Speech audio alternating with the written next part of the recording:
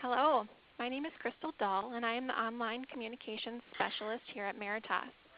I would like to welcome and thank each of you for joining us on today's webinar, Brexit, the Constitutional Legal Hurdles to Leaving the EU and Some Practical Legal Solutions in Drafting Provisions to Provide for Brexit. Before we get started, I would like to quickly go over a few housekeeping items. Meritas now offers the ability to listen to our webinars through your computer speakers. If at any time you have any difficulty hearing the presentation, you may call into the associated telephone line instead. All phone lines will be muted. If you experience any technical difficulties, please press *0 at any time to connect with a support technician, or you can use the chat feature to reach out to me and I will help you get it figured out. Since you will be muted, if you have any questions, please ask via that chat feature found on the left-hand side of your screen. Questions will be answered at the end of the presentation. Lastly, in the next few days, I will distribute a copy of the presentation, a recording of this webinar, as well as Mark's contact details. Our presenter today, Mark Stevens, comes from the Meritas member firm in London, Howard Kennedy. Mark is known to many in the Meritas family and for his long association with Meritas, as well as his expertise and experience in international, appellate, and complex litigation, including constitutional cases. With that, Mark, are you ready to get started? I am, Crystal. Thank you very much. And welcome to this session on Brexit. Of course, you'll be familiar that we had the referendum back on the 23rd of June, and the decision was a fairly narrow one, 48-52, to leave the European Union. The issue, though, wasn't decisive. David Cameron, when he put forward the possibility of a referendum, had the ability to put forward a referendum which would have been binding on Parliament, a plebiscite, if you will. But unfortunately, or fortunately, he decided not to do that, and he put forward a referendum which would merely be advisory to the government. And so what we have at the moment is a slightly odd and quirky position where the public have, by a narrow margin, said that they wish to leave the European Union. The terms on which they wish to leave the European Union haven't been put to the general public and have yet to be negotiated. So until we actually leave, we remain a full member of the European Union. We receive and operate all of the European Union's laws right up until the date that we exit, whenever that is. And in order to exit, we have to give notice under something called Article 50 of the Lisbon Treaty. So the European Union treaties do envisage that a state might leave at some convenient moment during their membership. And so if you give notice under Article 50, then you are given a period of 2 years to begin negotiations and to make arrangements for an orderly transmission from a period of time when your state is a member of the European Union to a period of time when you will be outside. Now, of course, this is necessary for quite a number of reasons, both practical and political. There are a lot of European Union laws which have direct effect and direct applicability within the country. We also have this sort of concept of free movement of goods, services and people throughout the European Union area. So it raises questions as to what happens to those people. Do they have to repatriate to their home nation? So do English people living in France have to come back to England, and Poles living in England have to go back to Poland? Those sorts of rather practical questions have to be negotiated in that time.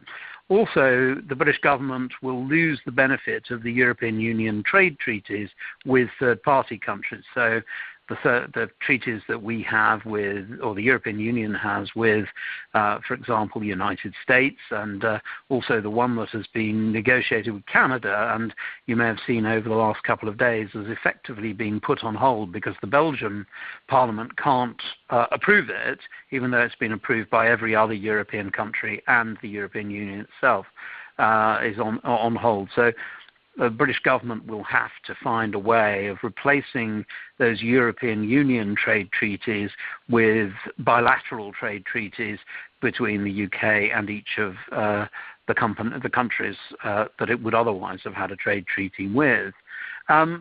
So the question that then arises is, why hasn't the British government given notice under Article 50 already, given the referendum decided that we should leave? And the answer to that is that there's a thing called the European Communities Act 1972. The European Communities Act was the statute which was passed and is binding, of course, on all citizens of the UK, including the Prime Minister and including the government, and says that we will be a member of the European Union, and it says that we will also receive European Union law and treat it as our own law.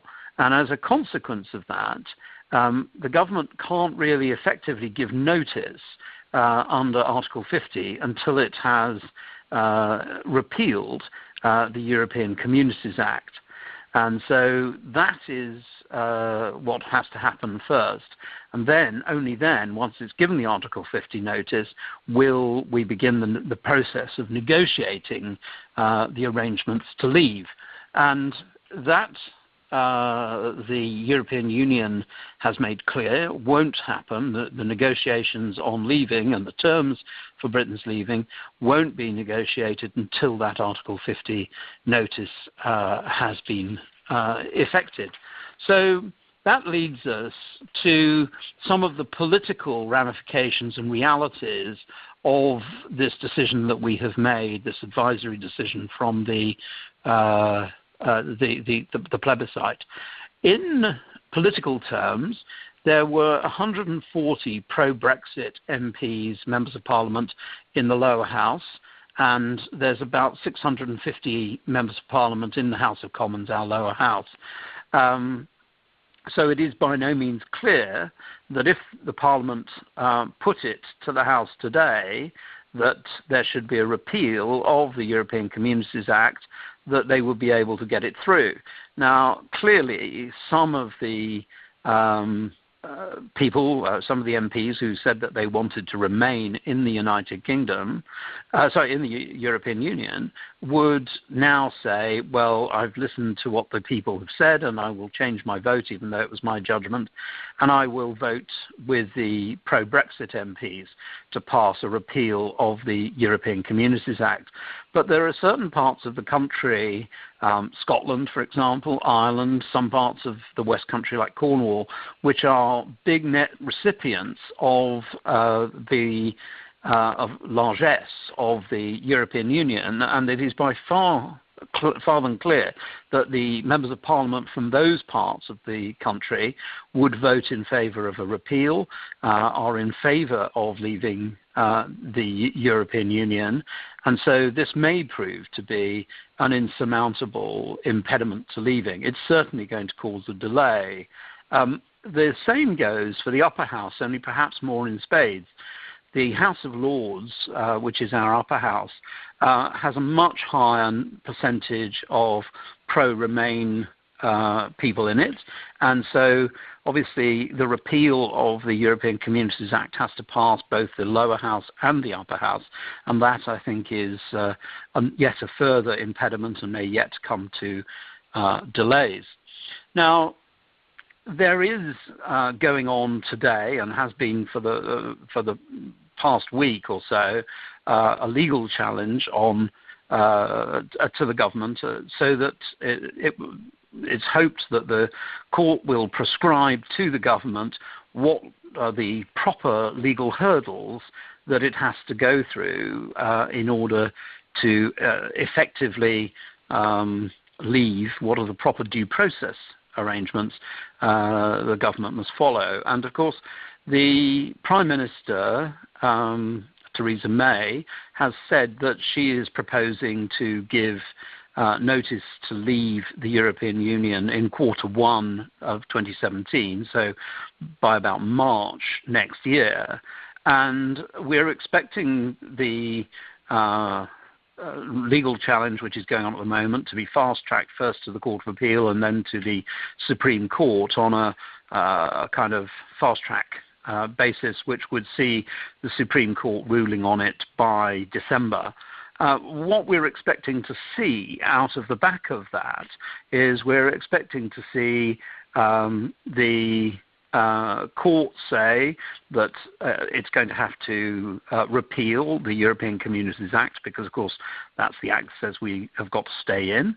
And we're expecting it to say that there must be parliamentary scrutiny of any deal with the European Union. Now, some members of the opposition and those who still oppose leaving the European Union are looking to try and second-guess the negotiations. I don't think that the courts are going to hamstring the government in any way. They're not going to say, you know, you've got to keep coming back to Parliament every nook and cranny, but basically when you've done a deal, come back to Parliament and you have to put that to Parliament and they have to say, yes, that is a deal on which we can properly, in a regular fashion, leave the European Union. So it has to have parliamentary scrutiny and oversight. Now, it's interesting because the Conservative government has put in place a new Brexit minister, David Davis, and he will be conducting the negotiations and riding point on that for the government. And the Labour Party, which is the primary opposition, have appointed Sir Keir Starmer QC, who's a very eminent former barrister and former director of public prosecutions, to ride point. So they recognise, I think, in terms of the opposition, that this is going to need a clear legal mind and a good legal analysis. And so it has proven thus far that Sir Keir Starmer has raised a number of compelling legal points about how conflicts of laws are going to be dealt with and how which laws will remain and which will not, because, of course, during the exit period, we'll have to negotiate any changes to the laws that we need to undertake. Anyway, that's a rather long way of saying that there is still time for the government to change their mind. Theresa May, the Prime Minister, has said that Brexit means Brexit, even though she was opposed to it, that she will implement the will of the people. But there does seem to me to be an opportunity for Parliament in the lower house and in the upper house to scupper either the repeal of the European Communities Act or to repeal the deal that is done at the end of the day. So the sort of things that we perhaps now ought to be thinking about is what's the state of the law at the moment. And European Union law is already part of our own law. The European Communities Act says that we will implement some laws and other laws and administrative regulations will have direct effect and direct applicability into English national law. And that will continue between now and the date of departure from the Union, whenever that may be. So that leads to a question that one should pose for oneself as to what will the laws be post-Brexit. And I think it's quite interesting that there's much confusion about this, but I think it is pretty clear that the laws post-Brexit, on the day after Brexit, will be exactly as they were the day before Brexit. So they will be a mixture of laws created by the British Parliament and a mixture of laws that were created from the European Union Parliament, and they will continue to be in place. And after Brexit, we will then go through those laws and to see which ones we wish to keep, which ones we wish to amend, and which ones we would repeal. Of course, we can perhaps use as the best example when we gave some of our Commonwealth dominions independence, whether that's India or Canada, the days afterwards, one of the things we bequeath to those nations is the rule of law and the statutes and the laws that were applicable in the land. And then the newly independent state carries on and effectively unpicks the law from there or builds on the law from there. And so it will be with the European Union departure. We will have what is a mixture, a fluid mixture of British and European Union laws, and then thereafter we'll stop getting the European Union element, but we will continue to be able to make amendments to them. And that's quite a major job in terms of reviewing them. So that sort of perhaps moves us on to, and of course, as I'm going through this, if there are any questions that you have, do feel free to raise them within the chat room, and I'll do my best to answer them as I go, or perhaps even to pick them up as discrete questions. But the next thing I was going to move on to was in commercial deals, what should we be thinking about with our clients in terms of Brexit clauses and those kinds of things? Now, it's clear that we should be thinking about them now as deals come along. If we're dealing with a deal involving the UK, or we have a client who is thinking of opening a business in the UK. And the key issues really are around people have historically set up their headquarters in England because it's a benign location. There's a very good English language business centre, and we are also part of the European Union, so they get the benefit of free movement of goods, services and people throughout the European Union with a base in this country. Of course, we've seen that the tech industries have cut very favourable tax deals, and they've gone to Ireland for very much very similar reasons as many of the sort of financial services have come to London. So if Britain is going to leave the EU, the question is, what is your business going to do? Obviously, it won't be quite the gateway to Europe that perhaps it might have been for businesses in the past.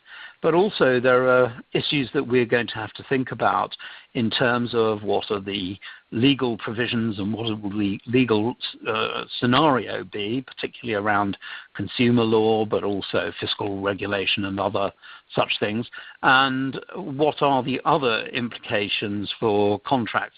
So if we have a contract for the sale of goods which relies on the European Union being a tax-free, tariff-free zone, then if Britain leaves and tariffs are subsequently imposed, then in those circumstances that could very adversely impact any contract that is in place with our clients. And so we need to think about putting in provisions into the contracts at this point to see how we might renegotiate or indeed terminate the contracts in the event that that takes place.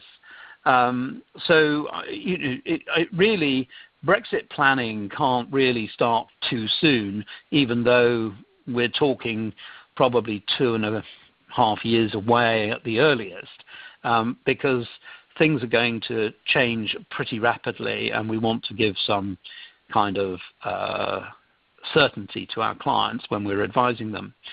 So first of all, perhaps we should look at what the UK's future relationship with the EU might be. Well, it could be that, and certainly many people, particularly those that want Brexit, are looking really to avoid the free movement so that we don't get foreign workers coming in, but we want the benefits of staying in within the free market for goods and services. That, I think, is a nirvana which is unlikely to be realized in any negotiations with the European Union. They don't want people to have all the benefits and none of the burdens. in being members of the European community, and as a consequence, there's going to have to be some kind of reciprocal arrangements. Now, some people may have heard of the so-called Norwegian option. The Norwegian option is that Norway, of course, is not a member of the European Union, but it acts as if it were. So it implements European Union legislation, it's compliant with it, it allows free movement of workers into Norway. So it has many of the benefits and has access to the European markets, but it has the burden of being required to take people from all of the states of the European Union. That, I think, is a possibility, but of course, in political terms, it's not what the people who were negotiating Brexit wanted. They want the key element to be that we don't have to take foreign workers. That's the key element that was driving the British public. So what I'm advising clients is to undertake risk assessments, looking at the economic risk of just maintaining a business here, and looking at updating their risk registers and doing some contingency planning for corporates. For example, we're looking at many of the larger financial institutions opening up branch offices outside London in Frankfurt and other major financial centres on the continent, so that they are still within the European Union and get the benefit of the European Union element of their business as well. And I think if we do leave the European Union, we will see a decline of London as a financial centre. We may still maintain for some time as a centre of dispute resolution, but I think as a financial centre that will start to wane fairly quickly, and both Paris and Frankfurt are lining up to take over the position. Things that I'm also asking people to think about when they're creating new contracts are things like choice of law clause. So are we going to choose EU law? Are we going to choose UK law? Or are we going to choose the law of some other country like the United States or another third-party country? And of course, the forum for dispute resolution, what are we going to do about that? That sort of thing needs to be very carefully considered when we're going through new contracts. Now, moving on to jurisdiction, there are some quirks in terms of jurisdiction. Jurisdiction isn't, as we were looking at a moment ago, where we were looking at the choice of law and the forum for dispute resolution clauses, in many commercial contracts that will be open to a free discussion and negotiation as between the parties. But in some of the European Union laws, particularly those relating to sales to consumers, so distance selling, that kind of thing, you can't choose a location for forums for disputes. Each consumer within the European Union has to have the right to sue in their own local domestic courts, so that they don't have the cost of travelling to another jurisdiction. And so in some circumstances, the question of jurisdiction for dispute resolution, particularly in the sort of consumer area, but not exclusively, will be determined by operation of European Union laws. And so if you're selling in to the European Union and you're taking the benefit of that, that will clearly have an impact on the jurisdictions that you can choose. There will also be, I think, a dispute that will arise, or a tension certainly, between the courts of the UK and the courts of the European Union, when courts are looking for which is the most convenient, obviously the most convenient place for questions to be tried, and the courts are asked to resolve the question of jurisdiction in contested issues around choice of jurisdiction in a dispute, then I can see a situation where both UK and EU courts have competing outcomes which aren't necessarily the same. And I think we have to think about how those sorts of issues will be played out. I don't want to overplay that. I don't think it's a major problem because, of course, the rule that a party or the country which is first seized with the court will likely get the determination of the outcome on it. So it's probably not a major problem, but something perhaps to bear in mind. And of course, that leads to the point I was raising about the enforceability of jurisdiction clauses in contractual provisions. Now, the choice of court for dispute resolution is a very significant importance to commercial parties. And the English courts have always been thought of as a good, appropriate, neutral forum for the resolution of disputes between overseas, meaning non-UK parties. In choosing the English courts as a forum, it's necessary to take into account as the advantage of aspects of length, costs, proportionality of proceedings, and the reliability and enforceability of the judgments. There have been some benefits with being members of the EU. We now have a set of harmonized rules applied by member state courts in relation to jurisdiction and enforcement of judgments. These harmonized rules now set out in what are known as the recast Brussels regulations, which is EU reference 1215/2015, mean effectively in general terms that a party independence is generally respected with reference to commercial contracts, and that you can choose which state you want to have your jurisdiction determined, and the court will uphold that in almost all commercial contracts which do not involve consumers. And there has also been that harmonization has introduced a level of certainty and allowed parties to assess litigation risk from an informed perspective, because you know what the outcome's likely to be in a particular jurisdiction when you're discussing it. So the question is, what then happens after the implementation of the EU? Well, I think there are going to be some changes. So I think, for example, it's highly likely that the UK will impose obligations on its own courts to give effect to jurisdiction in agreements in favour of courts within the member states of the EU. This will be part of a bargaining chip in terms of leaving, so that they'll try and maintain that mutuality of respect and enforcement within the European Union member states. And there are a number of reasons for that, because the enforceability within the European Union is critically important. So, for example, enforceability of judgments are easily undertaken as between member states of the European Union, and it would be a retrograde step if after the departure of the United Kingdom that our judgments were any less enforceable than they were before.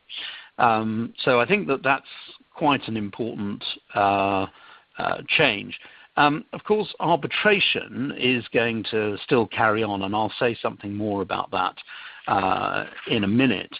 But one of the things I thought perhaps we should move on to, as we're now about halfway through, was to talk about a Brexit clause. And what I've done in the next few slides is to look at the sort of things that you might, if you were drafting a clause which said either a contract will come to an end or the parties will renegotiate it, or in Article 50 or a Brexit event, what is it what is going to be the trigger event? And of course, those trigger events have different timings. So obviously, we define Article 50. We then say, well, what's a Brexit event? And the first couple I'm going to look at are if you like, political Brexit events. So the first bullet points on this slide would be when the government makes a formal announcement on the government websites that they are actually going to exercise or have exercised the Article 50 notice, and so the steps are going to take place. The next one might be, as you'll see at the top of this slide, when a bill proposing the new legislation of a newly independent United Kingdom, the repeal of the European Communities Act, or a bill, and we have heard Theresa May talk of something she calls the Great Bill, which would be the Great Repeal Bill, which would be repealing all of the rights and obligations to stay in the European Union. So when that draft comes into Parliament, that could be a trigger event, or it could be when we give notice in Q1 next year for the departure from the European Union. So when the Article 50 notice has been given, or it could be when the bill has been agreed by both houses of Parliament, but before royal assent, or indeed after royal assent. So all of these are possibilities that you could look at. Similarly, a trigger event could be when the House of Lords of Parliament has passed it, or both houses, or just one of the houses, or the date on which it receives royal assent, or the date on which the government gives formal notice, or when the treaties of the European Union cease to apply to the United Kingdom. Now, this is quite an important clause, and it's the last one on this page. I just wanted to highlight it for you because the scuttlebutt in London at the moment is that the expectation in Article 50 is that you give 2 years' notice. But there is nothing that would prevent the parties by agreement agreeing to a longer period of time than 2 years. And looking at the amount of work that needs to be done by both sides to permit an orderly departure from the United Kingdom, it does seem to me that, and the hints are that the government might well try and extend that time frame, and that would have the benefit for the government of putting it beyond the next election, which means that the party could either get a second mandate to arrange for departure, or another party, perhaps the Labour Party, would stand on a Remain platform in the hope of being able to reverse the decision of the non-binding plebiscite. So that might be quite an interesting one, because if we never get to the treaties actually ceasing to exist, that's an optimal position for people who believe that Remain may still be an option. The ones I've put on this page and on this slide are about the date of entry into force of the negotiated arrangements, because it's quite clear that whilst the 2-year period is for negotiating what will be the departure provisions, you don't actually have to negotiate them and depart within 2 years. You could negotiate over the 2-year period, or such extended period as you may have, and then you may say in 2 years' time we will change the arrangements so that the British government will no longer accept European legislation taking place. So those are some suggestions that, if you like, might be triggered by political offence. But there are some which you might also think perhaps are as important, if not more so, because they're in some respects a little abstract. So it might be interesting to look at those on a more practical basis, more prosaic basis. So if it's important to your deal that the circumstances of it don't change radically, then some material adverse change to the status quo, which may make the contract unprofitable or not commercially viable any longer, are going to be arrangements which perhaps one should look at. And this first bullet point is really about looking at those alternatives that you might think about in those circumstances. So has there been some material adverse impact on the business operations, on the assets, liabilities, trading, ability to trade, that kind of thing? And I'm sure that there are other points that you can think of which might extend that, but it's starting to give you a shopping list of things that you might think about when you were advising a client and working with a client to develop some material adverse change language around the Brexit clause. Similarly, an insolvency event, so if you have a subsidiary which effectively becomes non-viable because the free trade agreements are no longer viable and the leaving of the European Union means they don't have the benefits of them anymore, that again could be a trigger event. Similarly, this fourth bullet point is quite significant at the moment. So changes in stock markets, interest rates, but importantly here, exchange rates. Many of you will have noticed that the sterling has crashed against the dollar. It's about 122 today, which puts it at a low only previously reached in the 1980s, or the euro, which is not dissimilar. It's about 120 against the euro. Again, that's pretty much an all-time low. And that has a real impact, particularly on importing goods from the European Union area and also from the United States, because they become far more expensive, and obviously British goods that are sold or manufactured in the United Kingdom and then sold into the European Union area become much cheaper. So exchange rates are going to have a radical impact on the markets.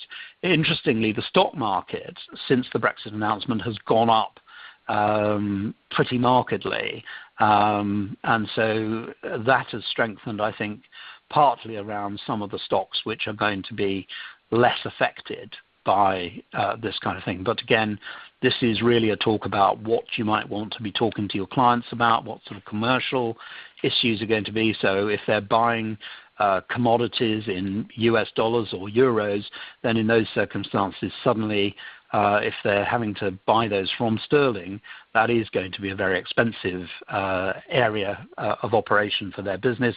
And can their business survive those fairly radical changes? Particularly since the Prime Minister, Theresa May, has said that she's expecting it to be quite a hard Brexit. She doesn't see it as doing anything to ameliorate the economic hardship of leaving. She thinks that the best thing for the country is to have what she calls a hard Brexit, and so these things are likely to be of critical condition in those circumstances. So again, there are things around things that might affect or be industry specific, which I've put in the last bullet point there.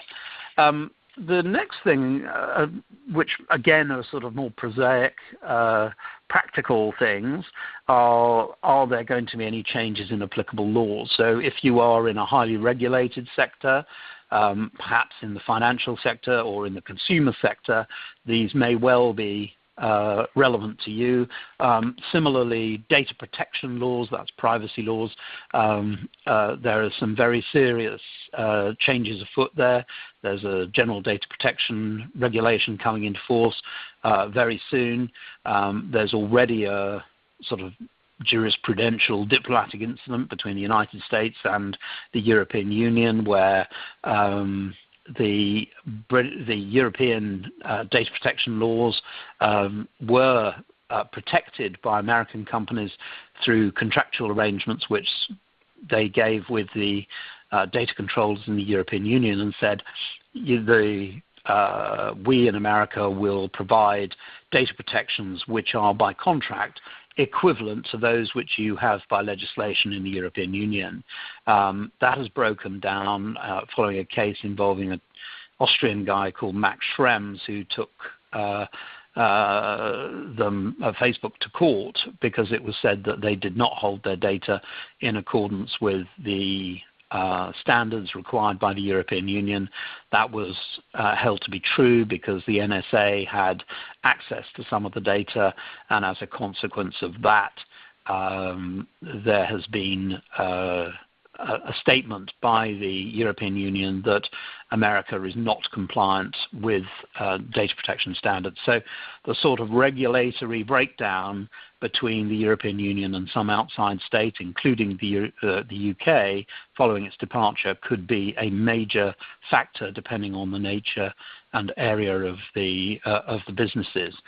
So those are the key things that I thought might affect. There were a few more things which I thought that you might want to just have a look at. There's more to act like a shopping list of ideas and thoughts, so that when you're looking at that. So I'll leave you to look at that more closely when we circulate these slides for you.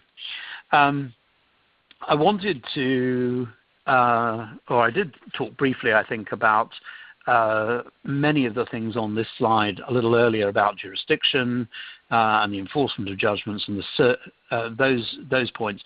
Service of proceedings, we have arrangements, interestingly, within the European Union which reflect those pretty much of the Americas, where you can issue proceedings in a court of any European Union's country, and you can serve them in another European Union state, and it's regarded as being properly and adequately served, and there's a proper process for that, and it's recognized. So it's a bit like issuing legal proceedings in federal court in New York and serving them in Texas. It's as simple as that. There is a process for doing it. So that is something which we're looking at to see whether in dispute resolution cases that will be something which will change. My thought is that, again, the European Union and the British government will probably get some measure of equivalence. They won't want to move backwards on something like this because although this is civil law, they've also got a number of criminal law cooperation arrangements, and they don't want to lose the benefit of those. So I suspect they will all be mopped up together, and we will get some measure of equivalence which will allow this sort of thing to continue. The impact on arbitration is interesting because, of course, London has been a centre for international arbitration. We have an international arbitral centre which deals with international rules arbitrations, and also ICSID, the state party arbitrations. But of course we still have the LCIA London seat arbitration rules, and it seems to me that there's no good reason for that to be impacted, because the enforceability of arbitral awards is going to continue. The arrangements for that are by independent treaty, the New York Treaty, and as a consequence of that, I think we're going to see pretty much that continue untrammeled. So I believe that there are some serious commercial issues that need to be taken into account. There's some predictability about the way forward in terms of the fact that British law will remain of a fairly equivalent standard. If you want to trade with the European Union from Britain, you will likely have to manufacture and comply with European Union standards. That won't be a surprise to many people because, of course, if you're making cars for sale in a market, you have to comply with the local laws on health and safety and regulation and approvals and all the rest of it. And I think the same will follow through. So we will see many businesses voluntarily accept the standards of the European Union merely because if they want their goods to trade in that area, they will need to undertake those sorts of standards of manufacture. The real problems, I think, are going to come around free movement of talent, of people, and free movement of goods and services which are tariff-free. And those are the areas which I think the economic impact people may need to be advising their clients about. In terms of dispute resolution, I think you can choose London perfectly happily. You can choose English law or EU law with a London dispute resolution jurisdiction choice, forum choice, and I think also arbitral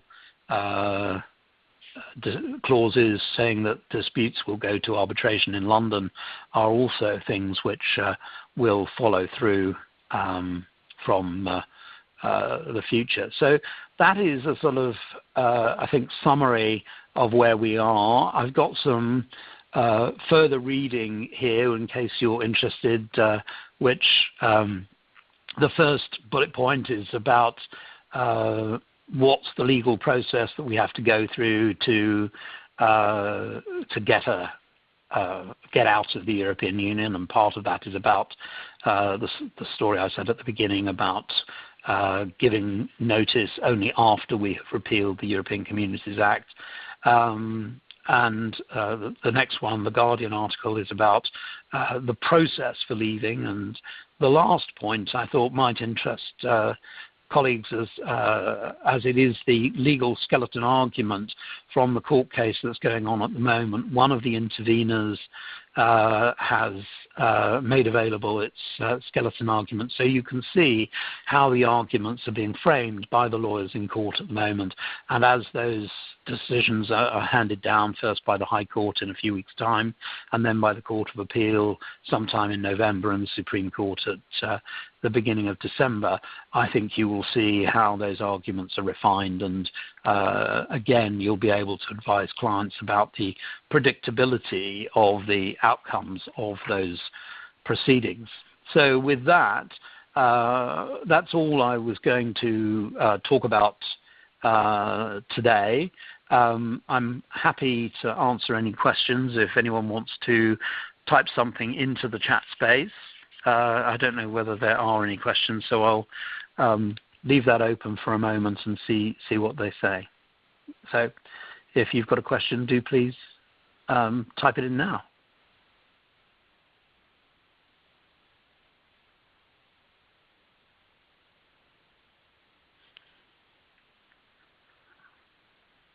Okay. Well, Crystal, I can't see any questions coming through at the moment. I hope that colleagues found that clear and concise, and I'm happy to answer any questions in the event that you have something come up or you want to just ask me privately an issue that's come up with a client. I'm happy to, in the Meritas family, just bounce that off me. Just give me a ring or ping me an email, and I'll be happy to help you out and to give you some guidance for you and your client. Wonderful. With that, thank you. Thank you. Yeah, thank you so much, Mark. That was a great presentation. We are very lucky to have you speak to us today. Before we sign off, wanted to remind you're welcome. Before we sign off, I just wanted to remind everybody that in the next few days, I will work on sending out this presentation, a recording of the webinar, as well as Mark's contact details. And as he mentioned, please don't hesitate to reach out to him directly if you have any questions that come up that you just want to speak to him about in private. And then I want to thank everybody for joining us. I hope that you have a great rest of your day. Thank you very much. You're okay, welcome. bye-bye. Bye.